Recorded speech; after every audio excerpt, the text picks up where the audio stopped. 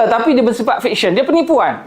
48 itu runtuh kerana perjuangan kemerdekaan masa itu telah dibanteras melalui darurat. Jadi ini kena faham dahulu proses penjajahan sebelum kita nak bincang tentang kemerdekaan. Bahawa penjajahan British itu sangat kompleks, sangat complicated. Dia menjadi sah bahawa British itu berhak ada di sini. Dia satu perkara yang pelik. Apa hak British ada di Perak ni? Penjajahan Bangkok ni lah puncanya. Dia menjadi satu elemen yang mengesahkan. Orang putih panggil legal fiction.